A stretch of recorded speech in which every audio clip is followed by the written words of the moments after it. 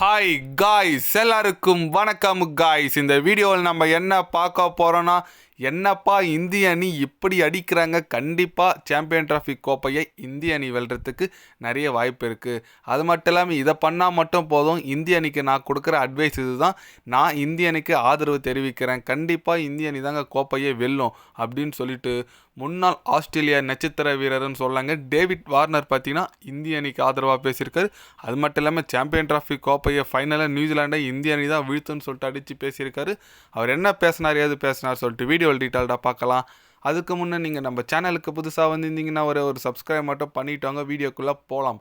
ஆமாங்க, ரீசெண்டாக David Warner என்ன சொன்னாருன்னு கேட்டிங்கன்னா, இந்திய அணி ஒரு அபாரமான அணியை தாங்க விளையாடிட்டு வந்துட்டு இருக்காங்க ஐசிசி ட்ராஃபியில் ரீசெண்ட் டைமில். நான் இந்த தொடரை மட்டும் சொல்ல, 50 ஓவர் வேர்ல்டு கப் 2023 சரி, 2024 அந்த T20 வேர்ல்டு கப்லையும் சரி, எல்லாத்தையுமே நல்ல பெர்ஃபார்மன்ஸ் கொடுத்துட்டு வந்துட்டு இருக்காங்க இந்திய அணி. உண்மையாக ஒரு நல்ல அணி தான். அதில் பார்க்கும்போது கண்டிப்பாக நியூசிலாண்டு எதிராக இந்திய அணி ஃபைனல்லே வெற்றி பெறுவாங்க. ஏன்னா இந்திய அணி பார்த்தீங்கன்னா ஒரு தரமான அணியாக இருக்காங்க, பேட்டிங் போலிங் சொல்லிட்டு. அது மட்டும் இல்லாமல் தொடர்ந்து ஒரே பிச்சில் விளையாடுறாங்க.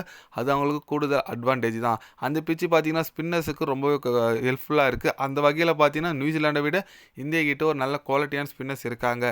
கண்டிப்பாக இதெல்லாம் வச்சு பார்க்கும்போது என்னோட கருத்து பார்த்தீங்கன்னா இந்திய அணி தான் இந்த கோப்பையை வெல்லும். என்னோட வாழ்த்துக்கள் நான் தெரிவிச்சுக்கிறேன் அப்படின்னு சொல்லிட்டு டேவிட் வார்னர் பார்த்தீங்கன்னா ரொம்பவே ஒரு இதுவாக பேசியிருக்காருன்னு சொல்லலாங்க. ஆமாங்க, அவர் சொல்கிறது கரெக்டு தான். அந்த ஸ்பின் குவாலிட்டி சொன்னார், இதெல்லாம் ஓகே தான். பட் ஆனால் அவங்ககிட்டயும் நல்ல குவாலிட்டியான ஸ்பின்னர்ஸ் இருக்காங்க. சாந்தனர் இருக்கார். அப்புறம் பார்த்தீங்கன்னா ரச்சின் ரவீந்திராவும் ஸ்பின்னிங் போடுவார், ஃபிலிப்ஸ் போடுவார். அவங்க இதில் எல்லாமே ஆல்ரவுண்டராக இருக்காங்க. ஸ்பின்னர்ஸ் எல்லாமே ஆல்ரவுண்டராக இருக்காங்க. அதனால் கண்டிப்பாக ஒரு நல்ல டீமாக தான் அவங்களும் இருக்காங்க. சாதாரணமாக ஒன்றும் வரலங்க ஃபைனலுக்கு. அவங்களும் கொஞ்சம் போராடி வந்திருக்காங்க. கண்டிப்பாக நல்ல ஒரு கிளாஸுங்க. இந்த எப்படி சொல்லுது, மேக்ஸிமம் இந்தியா ஆஸ்திரேலியா ஃபைனல் வந்தால் நல்லாயிருக்கும் நிறைய பேர் பேசியிருப்பீங்க. இந்தியா நியூசிலாண்டும் நல்லா இருக்குங்க. ஏன்னா அந்தளவுக்கு அந்த டீமும் ஒரு ஆப்போசிட் டீம் குவாலிட்டியான டீம் தான். அதனால் கண்டிப்பாக இது ஒரு நல்ல ஒரு இது தான். பொறுத்து வந்து பார்க்கலாங்க நம்ம இந்திய அணி எந்த மாதிரி ஒரு பெர்ஃபார்மன்ஸ் பண்ணுறாங்கன்னு சொல்லிட்டு. நிறைய பேர் கமெண்ட்லாம் பிளேயிங் லெவலாக கேட்டிங்க.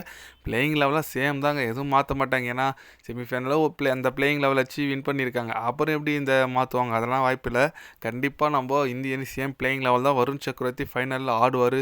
அவருக்கு கலக்க வரா. ஏன்னா லாஸ்ட் டைம் அவர் பார்த்தீங்கன்னா நியூசிலாண்டு அணிக்கு ஆப்போசிட்டு 5 விக்கெட் எடுத்தார். அதே ஃபார்ம் அப்படியே கண்டினியூ பண்ணி மீண்டும் நியூசிலாண்டை பொட்டலம் கட்ட வரா சொல்லிட்டு நம்ம பொறுத்து இருந்து பார்க்கணுங்க. ஏன்னா எல்லாமே நல்லா இருக்குது, பேட்டிங் எல்லாம் ஃபார்மில் இருக்காங்க. கில்லெலாம் இந்த மேட்ச் ஆனால் கொஞ்சம் நல்லாயிருக்கும். பொறுத்து இருந்து பார்க்கலாங்க. நீங்கள் சொல்லுங்கள், நம்ம இந்திய அணி இந்த வாட்டி சாம்பியன் ட்ராஃபி மிஸ் பண்ணுமா பண்ணாதா, ஜெயிப்பாங்களா? உங்களோட கருத்துக்கள் என்னன்னு சொல்லிட்டு மறக்காமல் கமெண்ட்டில் சொல்லுங்கள். இது போன்ற ஸ்போர்ட்ஸ் யூஸாக தெரிஞ்சுக்கணுன்னா சேனலை சப்ஸ்கிரைப் லைக் ஒன்று பண்ணிக்கிங்க. கண்டிப்பாக கிரிக்கெட் பற்றி day by day channel update வரும். மறக்காமல் சப்ஸ்கிரைப் மட்டும் கொஞ்சம் பண்ணி வச்சுக்கோங்க. நன்றி, வணக்கம்.